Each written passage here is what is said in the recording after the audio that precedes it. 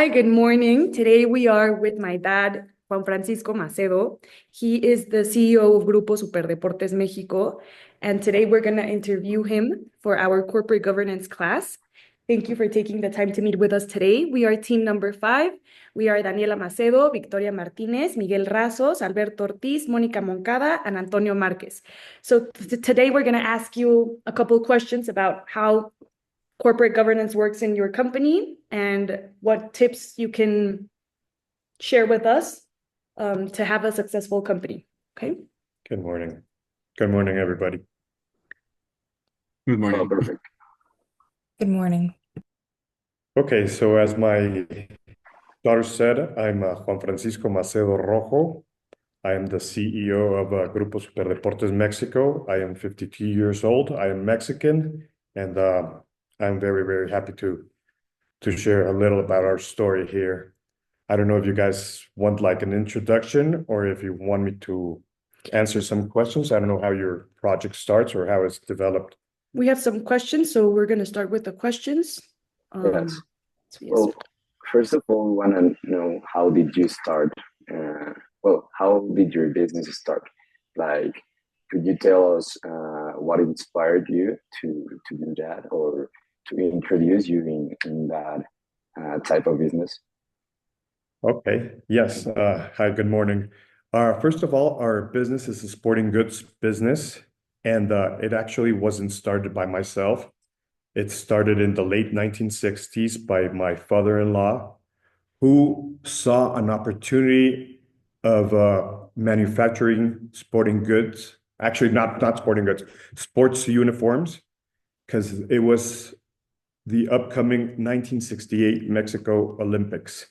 So he saw a window of opportunity and he started manufacturing sports uniforms for the Mexican team and all the other national teams that came into Mexico because they didn't have the infrastructure to bring and travel along with all the other equipment and uniforms. So that's basically how it started. Hi. Well, thank you for your answer. My question is, what products or services does your company offer, and how are your main customers? Hi, Victoria. Good morning. Yeah, our company still manufactures uniforms, and we have expanded since I took over the CEO position in 2005. We import, we distribute, and we manufacture sporting goods of all types. You can say the principal sport is soccer, which is the most practiced sport in Mexico. That's how basically our company started. And we still keep that one, which is probably like 60% of the whole market that we try to attack. But now we cater to swimming, boxing, martial arts, fitness, racket sports, such as here in Mexico, they practice a lot of squash, tennis, paddle. Now the pickleball sport it's a trend that is starting here in Mexico, and we try to attack all the markets and all the trends that are incoming. So basically, that's our business: manufacturing, distributing, and importing sporting goods in general. As I said, we try to sell to all sporting goods except equestrians, like horses, if you know what I mean. We don't do like horse jumping equipment or polo. That's like a specialty store market. So we don't compete in that end. Your big clients. Our big clients, okay. Our big clients, well, we started, as I said, selling in the late 1960s to the Olympic organization. And then we kept the same trend, selling to government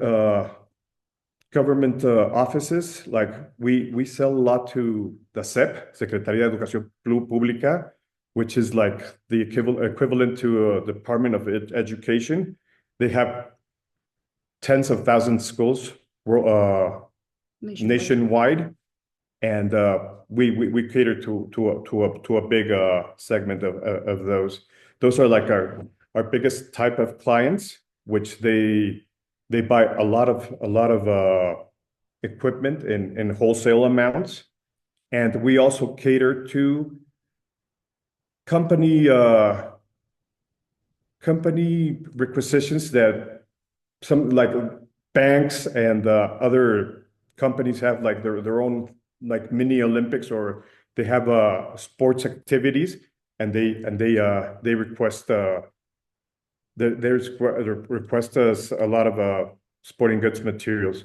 Also, we have a point of sale in downtown Mexico, in el centro de la Ciudad de Mexico, and that is like a big place, which a lot of people of the whole Mexican Republic come over from different points, and they open that business part without us having to establish points of sale in the different states of Mexico. That's very interesting, being able to offer so many diversified products. And I wanted to ask, what have been some of the biggest challenges you faced as a small business owner in Mexico? Okay. Hi, Monica. Good morning. The biggest challenge as a startup, as a family startup, is basically having the opportunity, the economic opportunity to grow your company. That is like the biggest type for everyone. If you don't have any partners or any investors, there's no money that can make you grow at a fast pace. So another challenge was also the introduction of new sports materials. Mexico back in the day basically was 80 to 90% only soccer. As I said in the last question, now it is a big piece of our market share. However, it's not as big. It's, as I said, it's like 55 to 60%, and that was like the biggest challenge, to getting people to know the new types of sports and the different types of sports, which on a yearly basis they change so at a fast pace. Well, that also seems pretty interesting. And this question is gonna sound a little bit awkward since Daniela is in front of you, but I'm gonna ask you about your company succession, about if you have a succession plan for your business and how you might continue in the future about this business. Hi, Miguel. Good morning. Yeah, well, there's not a succession established plan, because you never know, and you cannot decide whatever your kids or your family wants to do in the future, and you cannot force them to enter the business. However, I mean, since an early age, we can say like 7, 8 years old, I take them to the stores with us and to the office, so they can start getting their feet wet and they have an idea of the industry. Now, I mean, they study something, whatever they want. It's not imposed like in earlier generations. Like if your father was a doctor, he made you become a doctor. If your father was a lawyer, he made you become a lawyer.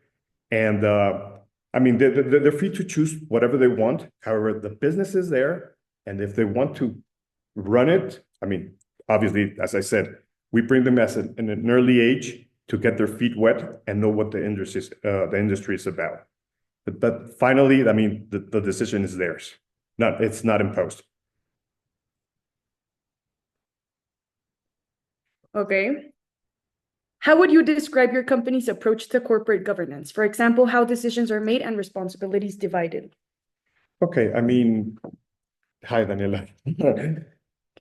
Corporate governance. I mean, decisions are made obviously by the top, but we get influenced by all the other people who are underneath you in the organizational charts. I mean, we listen to the sales manager, we listen to the person in purchasing, We obviously take into consideration accounting, and we're open to hearing a lot of ideas. And we have a quarterly meeting with all these people, which are the most, I mean, they're the most important people in the whole company, not excluding the lower end employees. However, I mean, these are the people who make you take the decisions because we get the input. As I said, we have a quarterly meeting every 3 months with investors, with these executives. In the meeting, we discuss the problems, we see the numbers, the goals that we have reached. We also take into consideration the future goals. And we brainstorm basically. It's like a round table, and everybody pitches in their commentaries on the problems, on the numbers. I mean, we're not excluded to the top of the people, that being myself and the general sales manager. So we take everybody into consideration, and we heard their points of views, and we brainstorm. We brainstorm into the near future with new ideas, trends, and problem solving. So that's basically our corporate governance. Okay, thank you so much, Francisco. Finally, we want to ask you, what advice will you give to someone who wants to start their own business today? Hi, Alberto. Good morning. Well, as a businessman, what I tell future generations, everything starts with an idea, right? Everything starts with an idea. However, I don't think an idea is enough. You always have to come with a business plan. If you don't have a business plan, your project doesn't have either head or bottom. I mean, you need a business plan, and if you fail, always have a plan B and sometimes a plan C, because sometimes things don't work out as you think. However, don't give up on your ideas. Don't give up never give up an idea until you see it like totally drowned. So never give up, but always have a plan. It's not easy as just having, everybody has an idea. So, but structure it. Have a business plan. As I said, if it doesn't work the first time, try the second, try the third, or change your idea.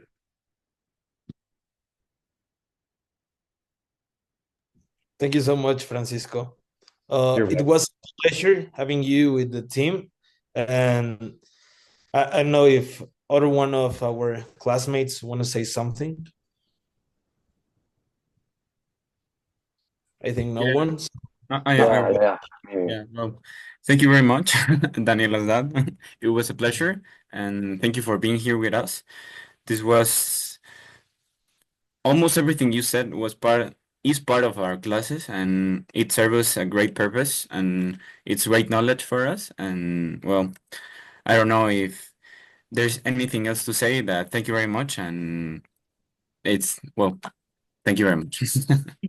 Thank you, Miguel. Thank you, everyone, and hope that this little interview that we had today works for you, and that you learned something, and that you could put it into practice in the near future. Thank you, everyone. Have a great day. Thank you Good very day. much. Thank you very much. Thank You're you. Bye-bye. Thank you. Thank you.